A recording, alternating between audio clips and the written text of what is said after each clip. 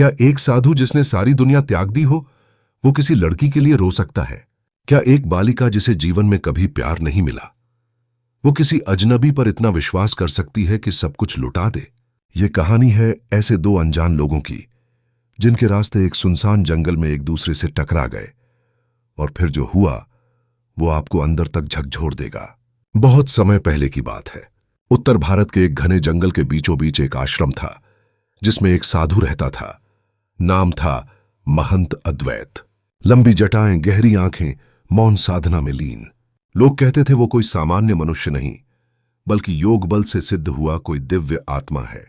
पर कोई नहीं जानता था कि उस महंत के मन में कहीं कोई दर्द पल रहा है, एक ऐसा दर्द जिसने उसे संसार से दूर कर दिया था।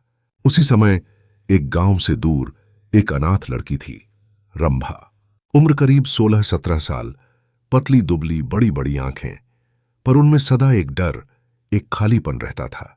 माँ बाप बचपन में ही चल बसे थे और चाचा चाची ने उसे बस एक बोझ की तरह पाला था।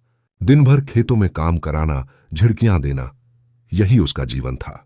एक दिन गांव में एक बड़ा तूफान आया, सब कुछ उजड़ गया। रंभा की झोपड़ी बह गई और वो जंगल की ओर भाग गई, बस जान बचाने के लिए। भूखी प्यासी, कांपती हुई वो जंगल में भटकती रही, जब तक कि वो उस आश्रम तक नहीं पहुंची। महंत अद्वैत ने जैसे ही उस लड़की को देखा, उनकी आंखों में एक अजीब सी हलचल हुई। उन्होंने धीरे से कहा, तू कौन है कन्या, और इतनी रात को इस निर्जन स्थान पर क्यों आई है?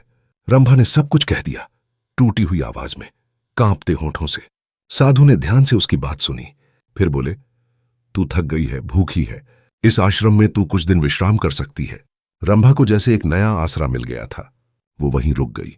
पर हर दिन जब वो महंत के पास जाती, कोई ना कोई प्रश्न पूछती, आप हमेशा अकेले क्यों रहते हैं?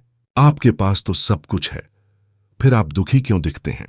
महंत पहले मौन रहते, फिर एक दिन उन्होंने कहा, हर साधु एक कथा छुपाए रहता है रंभा। मेरी भी एक कथा है, जिसे मैंने अब तक किसी से नहीं कही। रंभा जिद करने लगी, कृपया मुझे बताइए, मैं सुनना चाहती हूं। महंत की आंखें भर आईं। बहुत देर बाद उन्होंने कहना शुरू किया, मैं पहले साधु नहीं था, मेरा नाम अर्जुन था। मेरे पास सब कुछ था, परिवार, सम्मान, एक सुंदर पत्नी, पर मैंने अपने घमंड में सब कुछ खो दिया। रंभा एकदम चुप थी, उसके कान जैसे सिर्फ उस आवाज को सुन रहे थे। महंत ने आगे कहा, मेरी पत्नी जो मुझसे बहुत प्रेम करती थी, मैंने उसे कभी समझा नहीं। वो मुझसे बार बार कहती थी कि तुम्हारा हठ और क्रोध हमें तोड़ देगा, पर मैं नहीं माना। एक दिन वो मुझसे रूठ कर चली गई और फिर कभी वापस नहीं आई। मैंने उसे बहुत ढूंढा, बहुत पछताया, पर देर हो चुकी थी।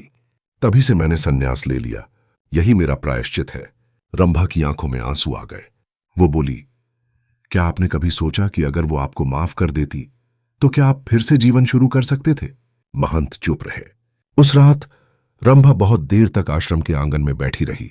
उसे एहसास हुआ, अकेलापन दो तरह का होता है, एक शरीर का और एक आत्मा का, और दोनों ने शायद पहली बार एक दूसरे की आत्मा की आवाज सुनी थी। लेकिन क्या यह रिश्ता एक साधु और एक बालिका के बीच हो सकता है? क्या दोनों की पीड़ा उन्हें करीब लाएगी या एक बार फिर बिछड़ने के लिए मिलाया गया है?